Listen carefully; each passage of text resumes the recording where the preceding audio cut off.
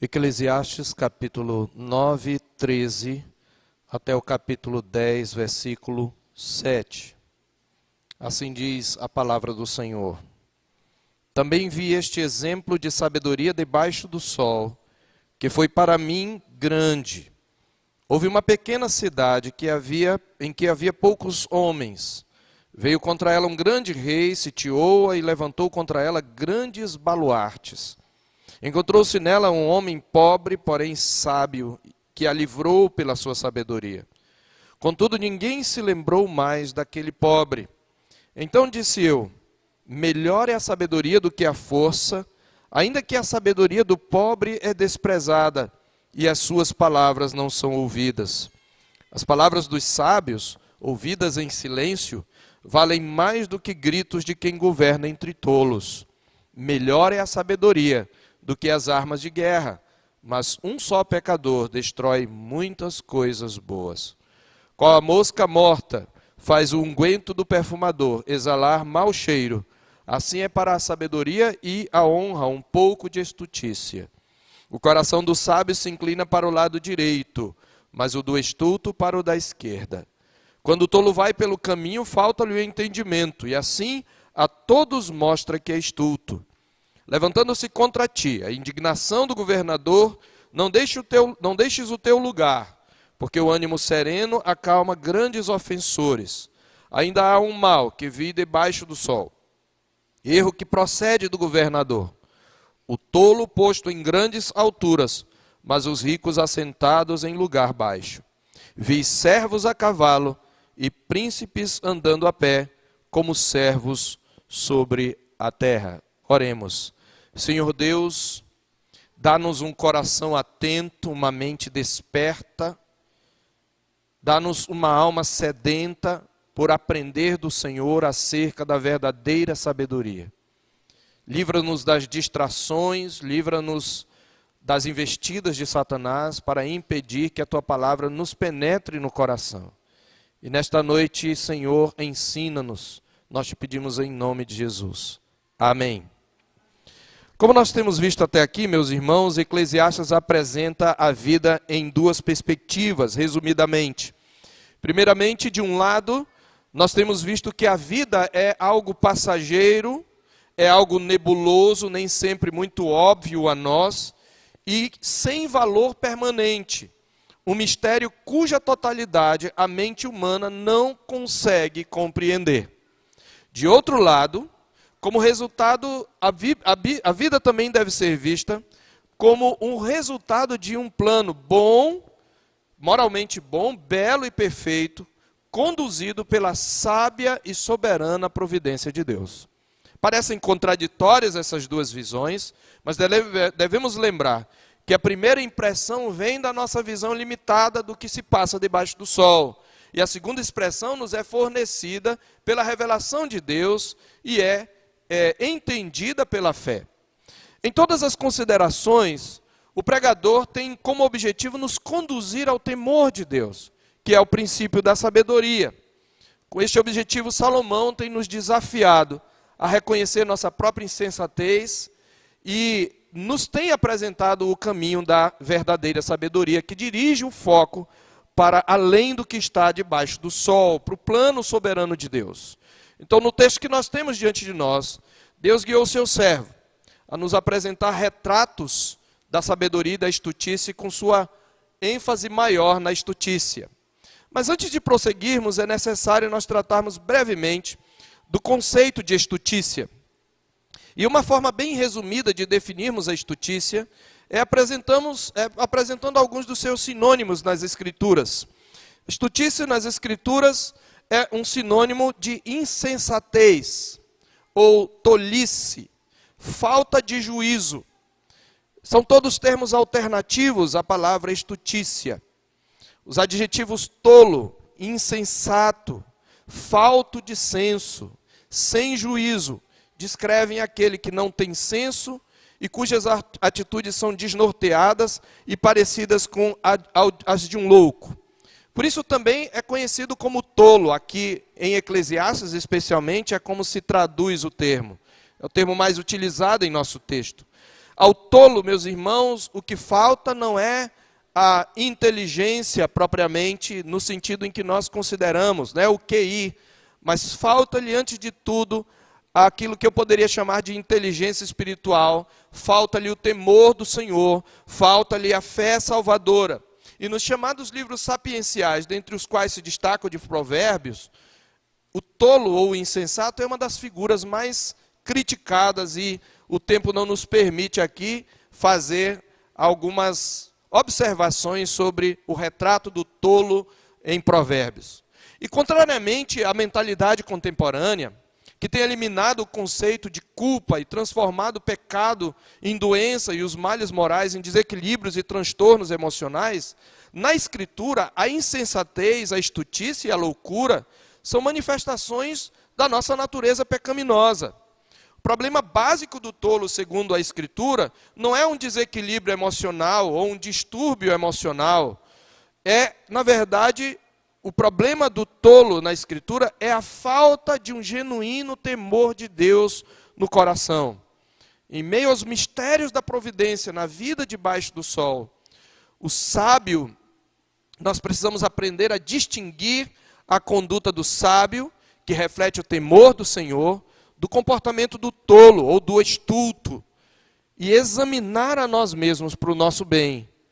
Este é o desafio que o nosso texto nos propõe ao nos apresentar, então, os retratos, que eu chamo de retratos, alguns retratos da sabedoria e da estutícia. E nós dividimos esta exposição em duas. Na próxima semana, não nesta agora, mas na outra, nós falaremos de outros retratos que nos são apresentados neste capítulo 10. Mas a primeira imagem que nós temos da sabedoria é nos contada nesta parábola, que está nos versículos 13 a 18 do capítulo 9. Observe este exemplo de sabedoria. Ele diz: também vi este exemplo de sabedoria debaixo do sol, e meio que decepcionando-nos ou nos surpreendendo, ele não usa o termo vaidade aqui, mas ele usa o termo exemplo de sabedoria debaixo do sol, que foi para mim grande. Houve uma pequena cidade, em que havia poucos homens, veio contra ela um grande rei, sitiou-a e levantou contra ela grandes baluartes. Veja, ele está falando de um momento de guerra. Por isso quero tratar aqui da sabedoria e da estutícia em tempos de guerra. Ele mostra um retrato de como a sabedoria se comporta, como a insensatez ou estutícia se comporta, e qual é o impacto disso na vida dos homens. Então, sabedoria e estutícia em tempos de guerra. Veja, ele está falando de uma cidade pequena, aparentemente frágil, e há uma tensão quando um grande rei, um homem poderoso, sitia esta cidade, um costume nos tempos antigos, levanta contra ela baluartes, levanta proteções para que ninguém saia, ninguém entre, e então esta cidade está prestes a ser destruída, a ser invadida, a ser conquistada. Mas ali há um homem que não é percebido pelas pessoas. Ele é pobre, ele não é de nobre nascimento, ele não recebeu ensinamentos em grandes escolas, mas ele recebeu de Deus como dom a sabedoria. E este homem, de alguma maneira, consegue livrar esta cidade, talvez por fazer uma sábia negociação com o rei, talvez por armar uma estratégia de guerra sábia e prudente, que fez com que o rei recuasse. Mas de alguma maneira aquele sábio utilizou a sua sabedoria para livrar a cidade. Mas estranhamente, ninguém, depois que ele realizou esse ato de heroísmo e livrou aquelas almas, ninguém mais se lembrou dele. Ele voltou ao anonimato. Ou seja, ele não ficou famoso. Então, o que nós vamos ver aqui, por incrível que pareça, o Espírito Santo guiou o pregador a contar esta parábola para o nosso encorajamento. Mas esse encorajamento não é construído sobre a areia de uma visão superficial e ilusória da vida debaixo do sol, típica das parábolas da vida moderna, da vida contemporânea. Antes, ele repousa sobre a rocha sólida da providência de Deus, que sustenta, dirige, dispõe e governa a vida debaixo do sol, com suas crises e contradições. E a primeira coisa que nós aprendemos aqui é que a verdadeira sabedoria, ela é desprezada pelos homens, mesmo quando ela lhes é útil. O pregador, nos versos 14 e 15, claramente nos mostra isto. E ele nos mostra, antes de tudo, uma das contradições da vida debaixo do sol, a saber, que a sabedoria divina, manifestada naqueles a quem Deus decide capacitar para livramento, é desprezada e é esquecida pelos homens. Por sua inclinação inata para o mal, os homens são mais propensos a louvar a loucura em detrimento da sabedoria, desprezando assim o conhecimento de Deus, não o glorificando como Deus, nem lhe dando graças. Ora, devemos ter por óbvio que aqueles que rejeitam a sábia providência de Deus mostrarão seu desprezo, esquecendo-se ingratamente daquele pobre sábio que, por sua sabedoria divinamente concedida, livrou-os da destruição. Vejam aqui quão grande ingratidão. Eles manifestam sua flagrante estultícia quando, mesmo depois de salvos, preferem o status social ao da nobreza do caráter. E os gritos de quem governa entre tolos são preferidos às palavras dos sábios ouvidas em silêncio. Ele diz aí, portanto, no verso 17, as palavras dos sábios ouvidas em silêncio valem mais do que os gritos de quem governa entre tolos. Aqui está uma verdade que nos apresenta aquele primeiro princípio, a saber, que os eventos da vida debaixo do sol são nebulosos e não têm valor permanente. Não faz sentido uma cidade esquecer o seu herói. Mas disso nós podemos extrair preciosas lições, das quais eu destaco apenas 3. E a primeira lição é esta: por causa dos efeitos da queda, meus irmãos, nem sempre nós veremos os atos heróicos sendo reconhecidos. Nem sempre nós veremos as coisas acontecendo como deveriam. Nós veremos injustiças sendo cometidas. Segunda verdade que nós aprendemos com este primeiro retrato é que o sucesso entre os homens não é medida segura para a aprovação de Deus. O sucesso, na maioria das vezes, é enganoso. Do outro lado, o ato heróico não leva necessariamente ao reconhecimento nacional. E, especialmente na nossa sociedade, isto é verdade. Pois, antigamente, aqueles que faziam sucesso tinham realizado algum ato de heroísmo, mas hoje basta você ir para um Big Brother Brasil e ficar confinado, exibindo o seu corpo numa casa de luxo, para você se tornar famoso da noite para o dia. Então, o sucesso entre os homens não é medida segura para a aprovação de Deus. E terceiro, ainda dentro deste primeiro retrato, o sábio, aquele que é temente a Deus, deve aprender a não contar com nada tão transitório como a gratidão pública. Então, qual é o contraste que vemos entre sabedoria e estultícia aqui? É que, por um lado, o contentamento do sábio é ser um instrumento útil para a providência divina. Ele conhece a verdade ensinada por nosso Senhor, de que aquilo que é levado entre os homens é abominação diante de Deus, lá em Lucas 16:15. Desse modo, nós não somos encorajados a buscar reconhecimento, porque o sábio tem como seu contentamento ser um instrumento útil da providência divina. Mas, ao contrário, o desejo do tolo é tão somente ser reconhecido. Ele não faz questão de atos heróicos, desde que ele seja famoso. Por isso a sabedoria é desprezada, a verdadeira sabedoria é desprezada pelos homens. Mas nós encontramos nessa história também, neste retrato, um outro fato, que para nós é então o consolo, o grande consolo do pregador. É que a sabedoria, se é desprezada pelos homens, ela é aprovada por Deus. Observe os versos 13 e 16 a 18. A aprovação divina da sabedoria do pobre, na parábola, fica-nos clara desde o início.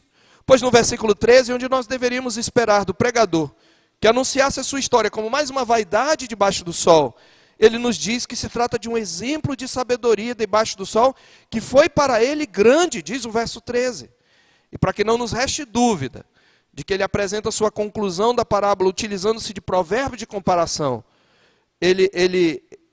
para que não nos reste dúvida, ele apresenta a sua conclusão da parábola utilizando-se de provérbio de comparação, naquele estilo, melhor é isto do que isto.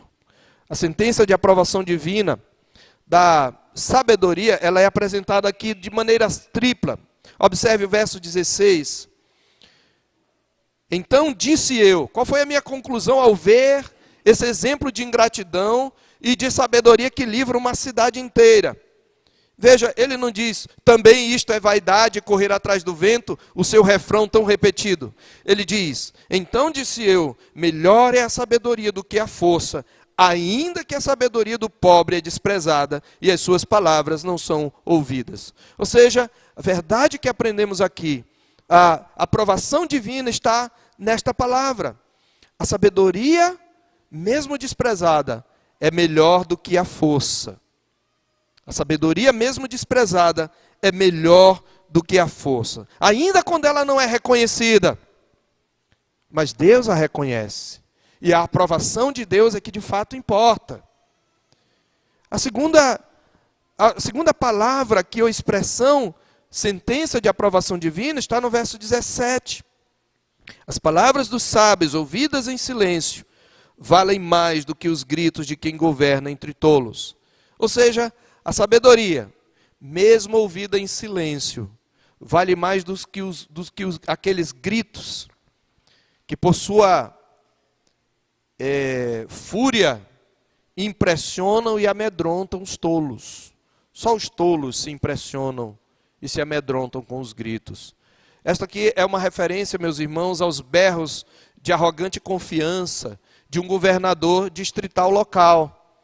Mesmo sendo raivoso, mesmo tentando se impor pelo grito, ele não conseguiu livrar a sua cidade. Mas nós temos aqui um homem pobre, humilde, que no entanto pela sua sabedoria, ele consegue através, talvez, como eu já falei, de algum tipo de negociação, livrar a cidade.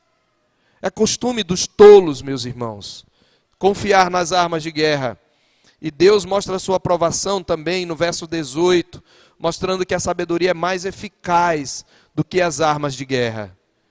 Os tolos, eles se gloriam mais na força física. Os tolos temem a histeria do grito.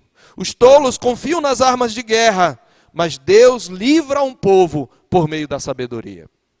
A moral da história é que mesmo que a sabedoria seja desprezada por aqueles a quem ela livra, ela vale a pena. É o que ele diz claramente no verso 16. Mesmo que a sabedoria seja desprezada por aqueles a quem ela salva, ela vale a pena, porque ela é um instrumento da graciosa providência de Deus. Veja, Deus já sabia que aqueles homens seriam ingratos, e ainda assim os livrou. Mas não poderei avançar deste ponto, meus irmãos, sem destacar a triste nota de contraste com que o pregador encerra e que serve de transição para o nosso próximo ponto. No verso 18, parte B, que é o efeito oposto que o pecado tem sobre os homens e seu destino. Então ele lamenta que se por um lado a sabedoria é melhor do que as armas de guerra, um só pecador, veja, um só pecador destrói muitas coisas boas. Um só pecador pode levar todo um projeto a se perder. O contraste aqui não é apenas entre sabedoria e estutícia, mas entre o um e os muitos. Um só pecador pode influenciar muitas pessoas. Isto ressalta para nós o efeito letal do pecado. Por isso nós podemos dizer que o pecado, que é a marca essencial da estutícia, é contagioso e é também destrutivo. Parafraseando o apóstolo Tiago em sua denúncia dos males da língua, vejam só, meus irmãos, como uma fagulha de pecado põe em brasa tão grande selva. Uma das minhas máximas favoritas é: nada é absolutamente mal, nada é absolutamente bom em si mesmo, exceto Deus. E nada é absolutamente mal em si mesmo, exceto o pecado. Nós não devemos menosprezar o poder do pecado, que nas Escrituras é sinônimo de estutícia. Um só pecador pode contaminar toda uma igreja. Pode fazer ruir grandes projetos. Pode fazer regredir grandes avanços. Por isso concordo com o puritano Samuel Bolton quando diz que há mais mal no menor pecado do que há de bom em qualquer dos anjos do céu. Por isso o pecado conquistou-os, espoliando toda a bondade deles, tornando-os demônios, o que não aconteceria se o bem existente neles tivesse sido maior do que o mal do pecado. Assim chegamos à verdade de que enquanto um sábio traz livramento para uma cidade ou uma província, mesmo que ele não seja reconhecido, um pecador pode destruí-la. Este é o primeiro retrato da sabedoria. E isto nos leva para o segundo retrato, no capítulo 10, versos 1 a 3. E este retrato eu chamo de sabedoria e estutícia em perspectiva. Por que em perspectiva? Porque nós temos aqui, dos versículos 1 a 3, um retrato em perspectiva da natureza da sabedoria e da natureza da estutícia. E a primeira verdade que nos vem aqui no versículo 1 do capítulo 10, é que sabedoria e estutícia não se combinam, não se misturam. Ah, mas o nosso coração é tão ambíguo, o nosso coração é tão corrompido, e frequentemente nós queremos colocar as nossas estratégias misturadas aos conselhos de Deus. E quando isto acontece, a gente estraga qualquer pouquinho de sabedoria que nós temos. Sabedoria e estutícia não se combinam, não se misturam. Isso fica claro no verso 11, observe. Qual a mosca morta faz o unguento do perfumador exalar mau cheiro, assim é para a sabedoria e a honra um pouco de estutícia.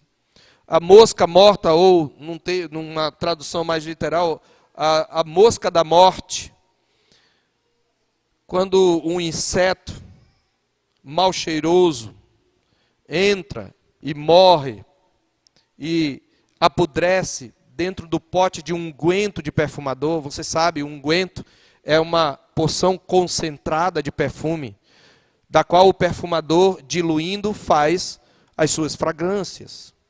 Então o unguento é alguma coisa, um cheiro muito forte. Então imagine um grande pote de unguento, de perfume concentrado. Um pequeno inseto pode estragar todo aquele cheiro. Ele diz, assim é para a sabedoria um pouco de estutícia. É por causa do caráter destrutivo da estutícia que ela não pode ser misturada à sabedoria, meus irmãos. Sabedoria e estutícia são incompatíveis como luz e trevas. O provérbio pode ser aplicado tanto no contexto individual quanto no contexto coletivo. No contexto individual, nós podemos imaginar a mesma pessoa misturando atos de sabedoria com atos de estutícia. Por exemplo, quando uma pessoa sábia, que é sábia no seu proceder, age insensatamente num momento crucial da sua vida, aquele ato de insensatez pode destruir tudo aquilo que essa sua sabedoria construiu até ali. Casamentos ruem por um ato de insensatez. Projetos inteiros ruem por causa disso. Ou como ressaltou Michael Eaton, um pequeno erro faz com que o mau cheiro de sua loucura sobrepuje a fragrância de sua sabedoria. Outra faceta desta realidade é quando alguém mistura em seu comportamento atos considerados sábios e atitudes estultas. Mas isso também pode ser visto no contexto coletivo. Isto é, quando uma pessoa, que faz parte de um grupo, que faz parte de um projeto, consegue estragar grandes projetos construídos por anos de gestão sábia. Um governante estulto, por exemplo, que assume um governo depois de um sábio governante, pode destruir tudo aquilo que aquele sábio construiu. Nem sempre a faixa sob nova direção anuncia o progresso de um empreendimento ou negócio. E isto é vaidade e correr atrás do vento. Há numerosos exemplos, meus irmãos, de estutícia misturada à sabedoria para a gente entender este princípio. Alguns poucos são suficientes para entendermos o tamanho do estrago. Por exemplo, a gente mistura a estutícia e a sabedoria quando nós usamos verdades bíblicas aplicadas fora de contexto.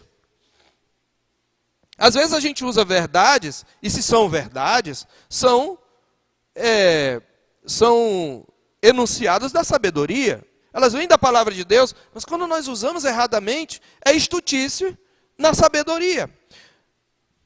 A gente costuma usar muitos textos preferidos com interpretações equivocadas. Tudo posso naquele que me fortalece. Diz o soberbo. Há tempo para todo propósito debaixo do sol. Pensando em administração do tempo. Deus é amor. Diz o imoral, que chama o mal de bem e o bem de mal.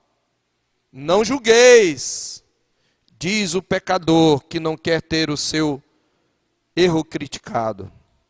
É neste sentido que a sabedoria de Deus nos alerta. Em Provérbios 26, verso 7. E em Provérbios 26, verso 9. Quando um tolo usa provérbios de sabedoria, é como um coxo, coxeando pelo caminho. Assim diz Provérbios 26, 7. As pernas do coxo pendem bambas. Assim é o provérbio na boca dos insensatos. E ainda no verso 9, como galho de espinhos na mão do bêbado. Assim é o provérbio na boca dos insensatos. Pegue um galho de espinho e dê na mão de um bêbado. Muitas vezes nós usamos a Bíblia para justificar nossos pecados, nossos atos de insensatez. Isto é, estutícia, dentro do pote da fragrância da sabedoria. Outro exemplo de estutícia são mentiras faladas com boas intenções, não é? Eu fiz isso para não magoá-la, pastor. Eu sabia que se eu dissesse a verdade, ela ia ficar muito magoada, então eu menti. Não é? Verdades faladas no modo errado e da forma errada. Às vezes, aquele não é o momento de você falar, nem a forma de você falar. Há duas maneiras de falar uma verdade, com mansidão e com grosseria. A Bíblia diz em Provérbios 25, 11, que como maçãs de ouro em salvas de prata, assim é a palavra dita a seu tempo. Outro exemplo de estutícia misturada à sabedoria é a obediência parcial. A palavra de Deus mostra vários exemplos, dos quais eu destaco apenas dois. O exemplo dos fariseus. Jesus em Mateus 23, 23 diz: ai de vós, escribas e fariseus hipócritas, porque dais o dízimo do endro, da hortelã e do cominho. No entanto, esqueceis os preceitos mais importantes da lei, a justiça, a misericórdia e a fé. Devis, no entanto, fazer estas coisas, sem negligenciar aquelas. Porque dar o dízimo servia, entre outras coisas, para o sustento da casa do Senhor e também para o sustento dos pobres. Então, eles davam dízimo, mas esqueciam da justiça, porque a distribuição de bens é uma forma de justiça, é uma manifestação da justiça. Eles esqueciam a misericórdia. Dar o dízimo também é um ato de misericórdia para com aquele que precisa. E eles esqueciam da fé. Quando você devolve a Deus parte do que Ele lhe dá, você está dizendo que você confia na sua providência. Então eles até faziam isto, mas eles não manifestavam justiça no seu comportamento.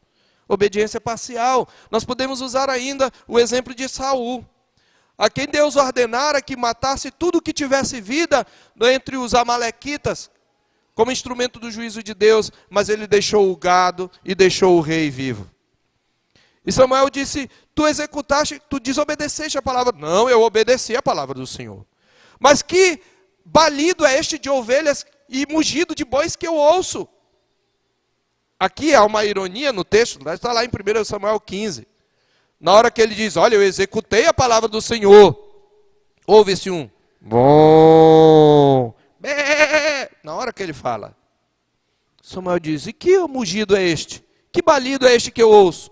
Ah, não, o povo reservou isso aqui para oferecer ao Senhor teu Deus. E Deus lhe disse através de Samuel: tem porventura o Senhor tanto prazer em holocaustos e em sacrifícios, quanto em que se obedeça a sua palavra? Eis que obedecer é melhor do que o sacrificar, e o atender melhor do que a gordura de carneiros. Obediência parcial é mosca morta no unguento do perfumador. Então você faz até um certo ponto, mas desobedece no final. Você faz, mas não faz do jeito que Deus ordenou. Muitas vezes nós somos assim, irmãos. Sabedoria e estutice não se misturam. A sabedoria e estutice, como água e óleo, não combinam. Pior do que isto, assim como a mosca morta estraga o unguento do perfumador, a insensatez misturada à sabedoria anula os seus efeitos. E fica muito claro por que não combinam nos versos 2 e 3. O coração do sábio se inclina para o lado direito, mas o do estulto. O coração do sábio se inclina para o lado direito, mas o do estulto para o da esquerda. Muitos estultos usaram isso daqui na época da campanha política. Bem, se você usou, você foi um estulto, porque aqui não está falando de ideologia política.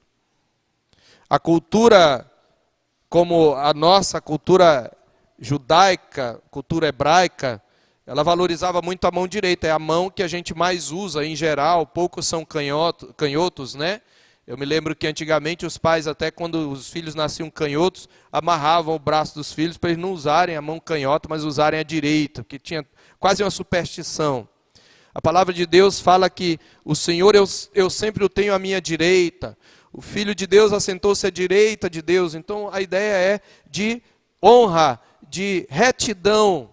Então ele está dizendo, o coração do sábio inclina-se para a retidão, mas a do insensato para o erro, para o pecado, para a injustiça. E ele diz, quando o tolo vai pelo caminho, falta-lhe entendimento, e assim a todos mostram que é estulto. E aqui nós temos então a perspectiva da sabedoria e da estultice. Primeiro, elas não se combinam. Segundo, ele diz que elas são disposições do coração. Na nova tradução da linguagem de hoje, o verso 2 assim é traduzido. Para quem é sábio, é muito natural fazer o que é certo. Mas para o tolo, é natural fazer errado.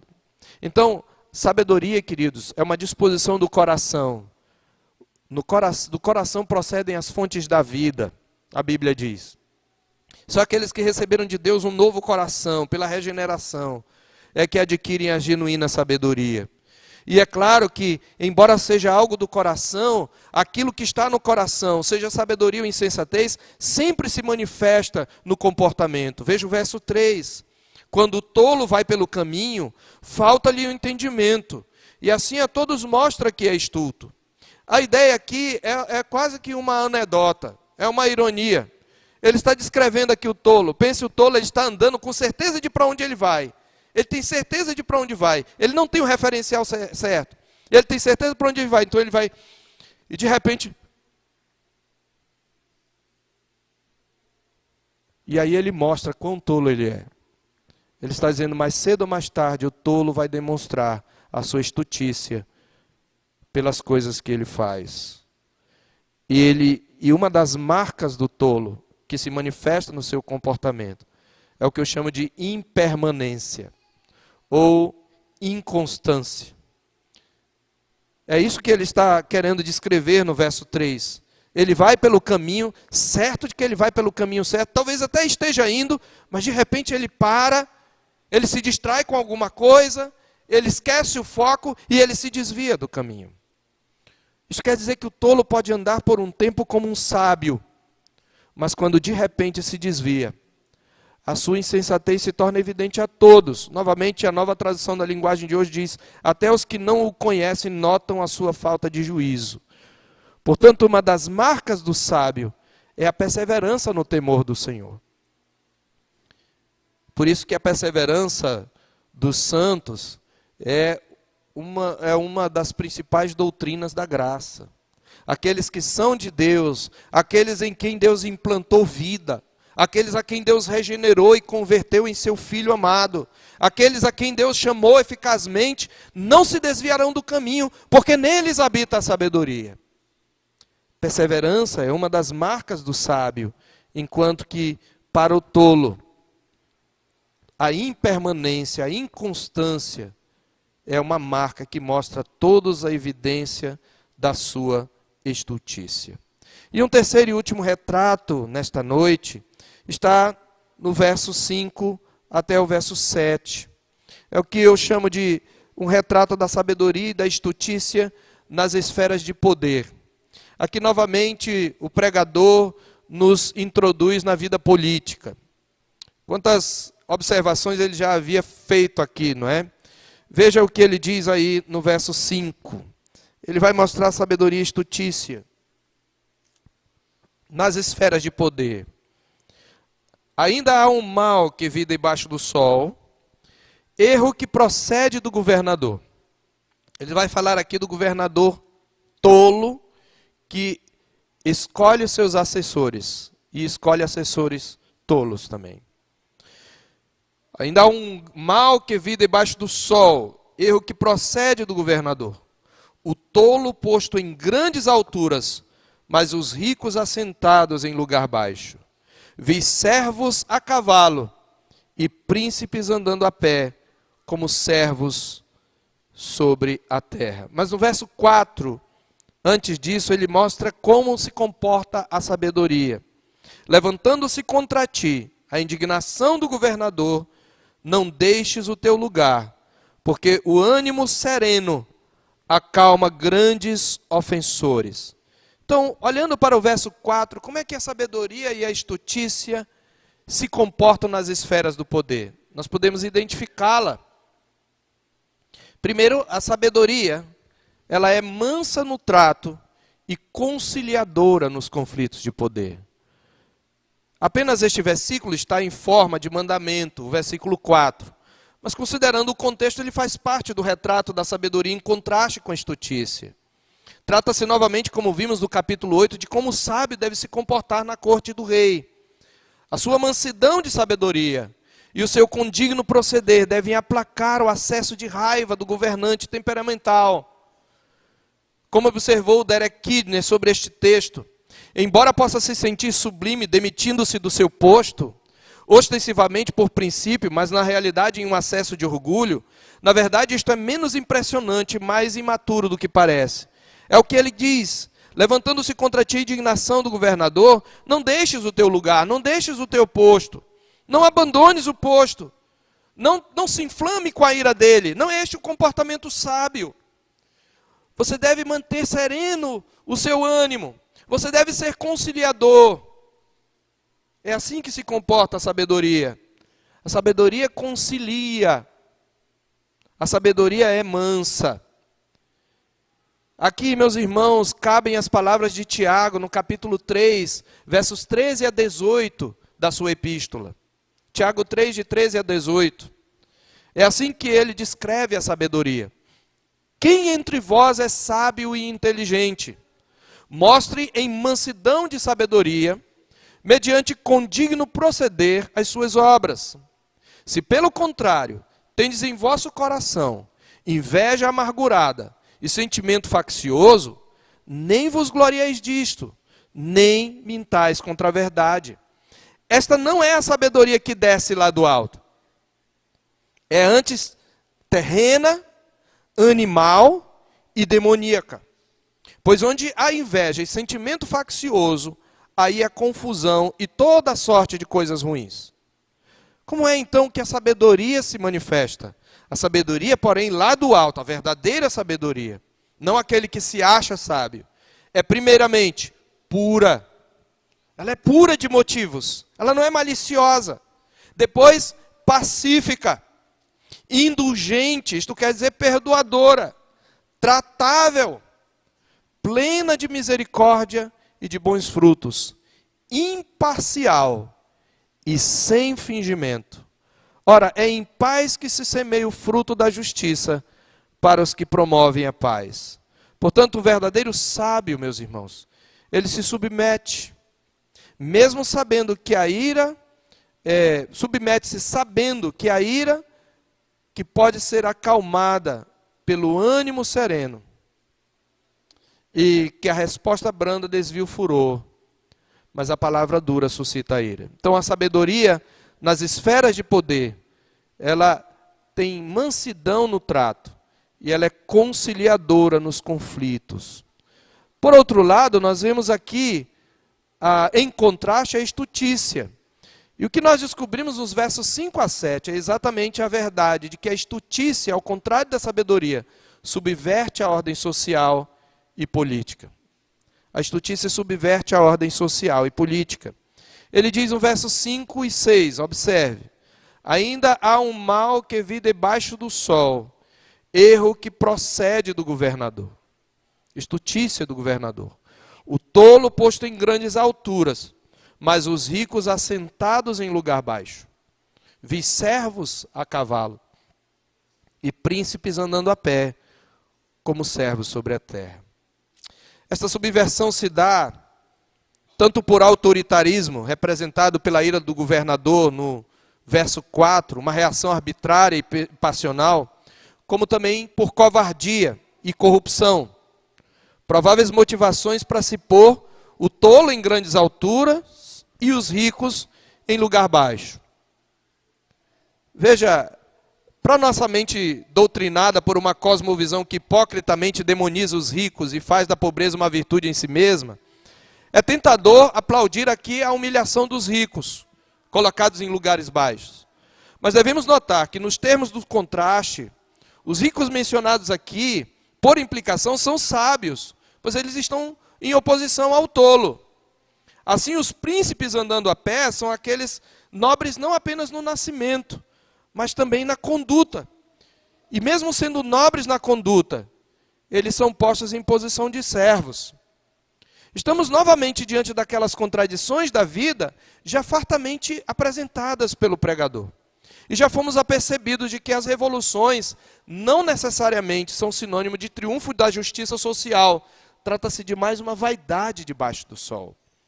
Portanto, os exemplos de subversão da ordem social aqui mencionados devem ser considerados tanto como uma dessas fatalidades da vida debaixo do sol, ou giros da roda da fortuna, como também de nomeações de pessoas erradas, o tolo posto em grandes alturas. E é claro, meus irmãos, que a chegada dos tolos às esferas de poder, aos altos escalões, elas devem ser atribuídas às intrigas, às ameaças, às chantagens, às bajulações, aos subornos. Tudo isso é o que abre caminho para o tolo. Não é necessário citarmos os exemplos em nosso país, que existem aos borbotões do tolo posto nos escalões do poder. Qual é o resultado dessa reviravolta? Encontramos a resposta mais à frente nos versos 16, eu quero que você pule 16 e 17. Quando o tolo é colocado no poder, quando o governador nomeia para assessores pessoas tolas, por interesse, por suborno, por covardia, por autoritarismo, por nepotismo, o que acontece? Versos 16 e 17. Ai de ti, ó terra, cujo rei é criança, e cujos príncipes se banqueteiam já de manhã. Ditosa tu, ó terra, cujo rei é filho de nobres, e cujos príncipes se sentam à mesa a seu tempo, para refazerem as forças e não para a bebedice. Veja o que o pregador está mostrando. É que a estutícia no poder revela-se na atitude imatura da criança. Não é verdade, meus irmãos, que frequentemente nós vemos, escandalosamente em nosso país, aqueles que deviam ter nobreza em sua postura, se refestelando em orgias e banquetes, pagos com o suor do povo, mergulhados no luxo e na opulência. A estutícia no poder revela-se na atitude imatura. Ai de ti, ó terra, cujo rei é tolo como uma criança, isto que ele está dizendo, e cujos príncipes irresponsáveis se banqueteiam já de manhã. Por outro lado, a sabedoria caracteriza-se por uma abordagem madura da realidade e pelo autocontrole. Ditosa tu, ó terra, cujo rei é filho de nobres e cujos príncipes se sentam à mesa no tempo certo. Não ficam toda hora viajando para Dubai, mas se sentam à mesa apenas para refazerem as forças e não para a bebedice. A diferença, portanto, entre a sabedoria e a estutícia nos escalões do poder não poderia se verificar mais clara do que nos frutos de ambas para o destino de uma nação. Nós temos colhido parte desses frutos. Enquanto a última, aqueles que são tolos, a terra que é dirigida por tolos, redunda em desastre nacional. Verso 16. Ai de ti, ó terra, enquanto a estutícia, ela gera o desastre nacional. A sabedoria promove a prosperidade e segurança nacionais. Ditosa, feliz, próspera és tu, ó terra, cujos reis, cujos governantes são príncipes e se sentam à mesa apenas para refazer as forças. Queridos, eu quero concluir e eu quero aplicar, e obviamente, nós sempre precisamos olhar como é que este texto nos leva para Cristo. Porque de fato nós temos de novo aqui Cristo revelado. E felizmente nós podemos concordar com Samuel Bolton, aquilo que eu falei no início. Por um lado, há mais mal no menor pecado do que há de bom em qualquer dos anjos do céu. Mas Samuel Bolton continua no seu sermão dizendo que, por outro lado, há mais bem em Deus do que mal em 10 milhares de infernos de pecados. E por isso ele não pode vencer o poder de Deus. Ele não pode vencer a misericórdia de Deus. Ele não pode, o pecado, vencer a santidade de Deus. A estutícia não pode vencer a sabedoria de Deus. E meus irmãos, em nenhum outro lugar, o triunfo da sabedoria de Deus sobre a estutícia dos homens se revelou mais brilhantemente como em seu Filho. Porque em Cristo a sabedoria de Deus venceu a estutícia do pecado. Ele é o retrato perfeito daquele pobre sábio que livrou a cidade. Ele é a sabedoria de Deus que se fez carne e habitou entre nós, como diz o evangelista João no capítulo 1, verso 14. E apesar disso ele veio para o que era seu, e os seus não o receberam. E talvez este versículo que eu citei, João 1,11, nenhum versículo condense tão maravilhosa e flagrantemente a rejeição da sabedoria de Deus pela estutícia dos homens. Cristo, que era o verbo, que era a palavra, que era a sabedoria, veio para o que era seu, mas os homens rejeitaram a sabedoria de Deus. E sendo então Cristo a sabedoria encarnada, ele se revelou sem gritos, sem o uso da força, cumprindo a escritura que diz, lá em Isaías 42, versículos 1 a 4. Eis aqui o meu servo a quem sustenho, o meu escolhido em que minha alma se compraz. Pus sobre ele o meu espírito, e ele promulgará o direito para os gentios.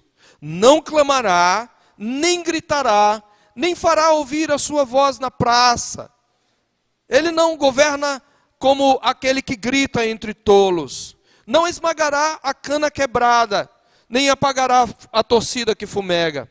Em verdade promulgará o direito, não desanimará, nem se quebrará, até que ponha na terra o direito, e as terras do mar aguardarão a sua doutrina. Esta profecia está em Isaías 42, versos 1 a 4, e em Mateus é registrado o seu cumprimento, os capítulo 12, 18 a 21. Meus irmãos, a sabedoria encarnada, que é Cristo, padeceu a mão dos injustos, influenciados pelos gritos dos que governavam entre tolos, que diziam do Salvador, crucifica-o, como nós vimos na nossa leitura. Todavia, foi por esta mesma morte que Cristo, a sabedoria de Deus, trouxe salvação a todos os que creem na loucura da pregação. Louvado seja o nome do Senhor. É por isso que a palavra de Deus nos diz, em 1 Coríntios capítulo 1, versículo 18, certamente que a palavra da cruz é loucura, é estultice para os que se perdem. Mas para nós que somos salvos, é poder de Deus. Pois está escrito, destruirei a sabedoria dos sábios e aniquilarei a inteligência dos instruídos. Onde está o sábio? Onde o escriba? Onde o inquiridor deste século? Porventura não tornou Deus louca a sabedoria do mundo? Visto como, na sabedoria de Deus, o mundo não o conheceu por sua própria sabedoria, aprove a Deus salvar os que creem pela loucura da pregação. Porque tanto os judeus pedem sinais, como os gregos buscam sabedoria. Mas nós, diz o apóstolo Paulo, pregamos a Cristo, escândalo para os judeus, loucura para os gentios, mas para os que foram chamados, tanto judeus como gregos, pregamos Cristo, poder de Deus e sabedoria de Deus, porque a loucura de Deus, seu Filho crucificado na cruz, é mais sábia que os homens, e a fraqueza de Deus, Cristo pregado na cruz, é mais forte do que os homens. Aleluia. E por isso, meus irmãos, o nosso coração, por natureza, é tolo, obviamente. Nós não podemos, por nossa força, alcançar a sabedoria. Mas aqueles que estão em Cristo sabem que o lavar regenerador e renovador do Espírito Santo nos deu um novo coração para compreender plenamente esse mistério de Deus Cristo, em quem todos os tesouros da sabedoria e da ciência estão ocultos. É por isso que a palavra de Deus nos diz em Tito, capítulo 2, a palavra de Deus nos lembra, se você não está em Cristo, você continua um tolo, mas em Cristo você pode ser sábio. No capítulo 3, melhor dizendo, observe o que a palavra de Deus diz, no verso 3, pois nós também, Tito 3:3, nós também outrora éramos nécios, ou seja, éramos estultos, tolos, desobedientes, desgarrados, escravos de toda sorte de paixões e prazeres, vivendo em malícia e inveja, odiosos e odiando-nos uns aos outros. Assim é que é o homem sem Cristo. Mas olha o que aconteceu. Quando, porém, se manifestou a benignidade de Deus, nosso Salvador, e o seu amor para com todos, não por obra de justiça praticadas por nós, mas segundo a sua misericórdia, ele nos salvou, mediante o lavar regenerador e renovador do Espírito Santo, que ele derramou sobre nós ricamente, por meio de Jesus Cristo, nosso Salvador, a fim de que, justificados por graça, nos tornemos seus herdeiros segundo a esperança da vida eterna. Nosso coração é por natureza tolo, mas o lavar regenerador, renovador do Espírito Santo, deu aos santos de Deus um novo coração para compreender Cristo, e tendo nele crido, Deus nos deu o seu Espírito para, por meio dele, mortificarmos a estutícia natural da nossa natureza pecaminosa. Então, meus irmãos, qual é a lição? Qual é a aplicação para nós? Quando nós damos ouvidos à voz do Espírito, não fazemos o que é do nosso querer, que é a estutícia, mas o que ordena a sabedoria de Deus. Então, para ser sábio, primeiramente eu preciso estar em Cristo. Eu preciso crer em Cristo, eu preciso correr para Cristo. Mas agora em Cristo eu preciso dar ouvidos à voz do Espírito.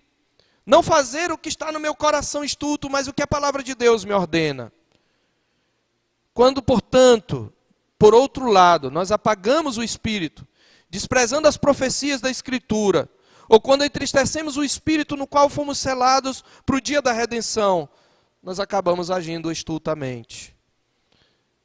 E eu termino lembrando qual é o referencial objetivo pelo qual eu posso saber se os meus passos são passos de sábio ou de tolo. Deus nos deixou a sua palavra.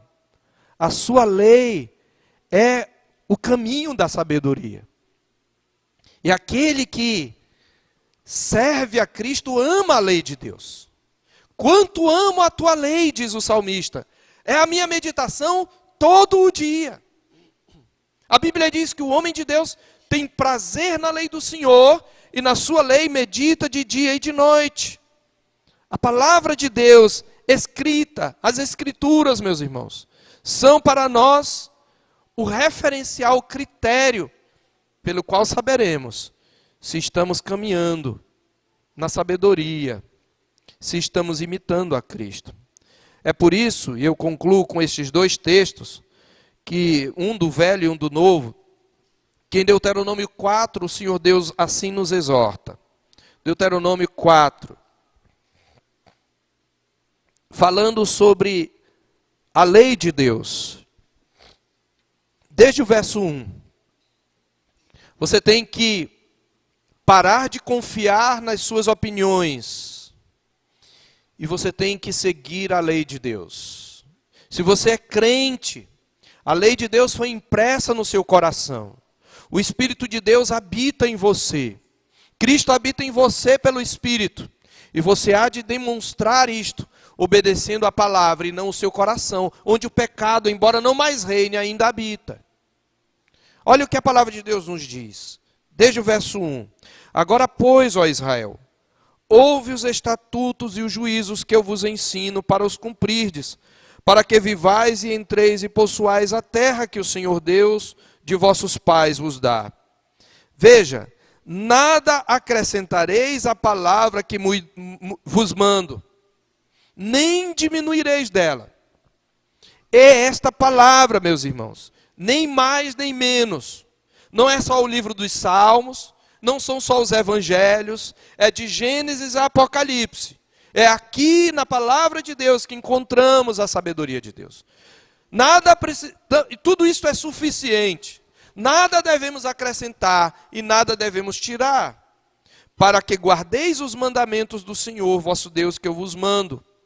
No verso 6, ele diz: guardai-os, pois, e cumpri-os, porque isto será a vossa sabedoria e o vosso entendimento perante os olhos dos povos, que ouvindo todos estes estatutos dirão: certamente este grande povo é gente sábia e inteligente. Ele está dizendo, se você caminha na lei do Senhor, as pessoas reconhecerão a sua sabedoria.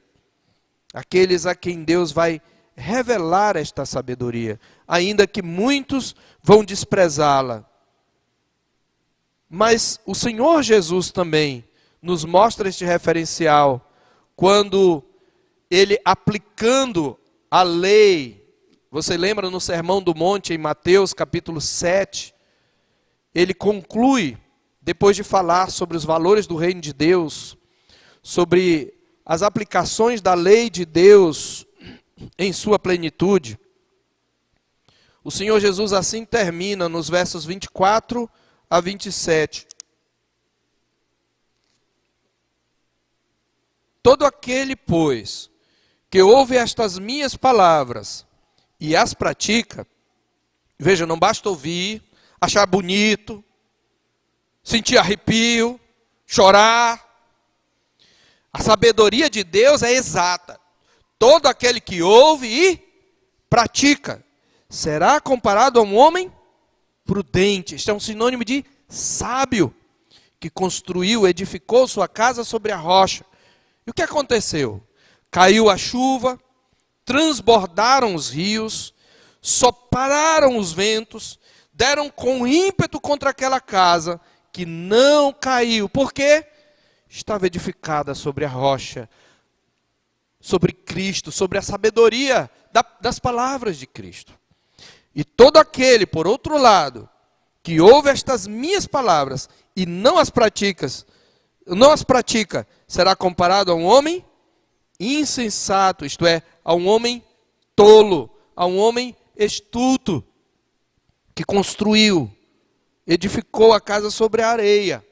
A mesma chuva caiu, transbordaram os rios, sopraram os ventos, deram com ímpeto contra aquela casa. E o que aconteceu com a casa do tolo? Daquele que rejeita a palavra de Deus?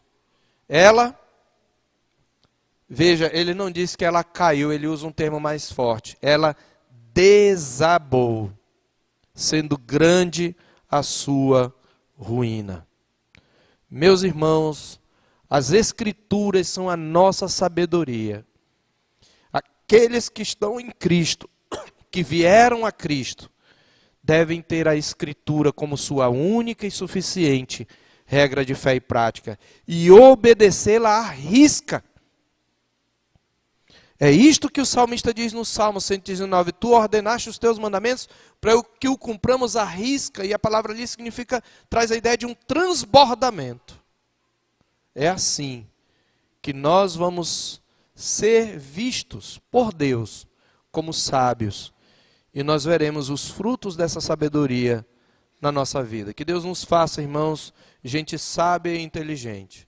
E se você ainda caminha nos seus próprios pensamentos, a palavra de Deus para você é: deixe o perverso o seu caminho, converta-se ao Senhor, que é rico para perdoar.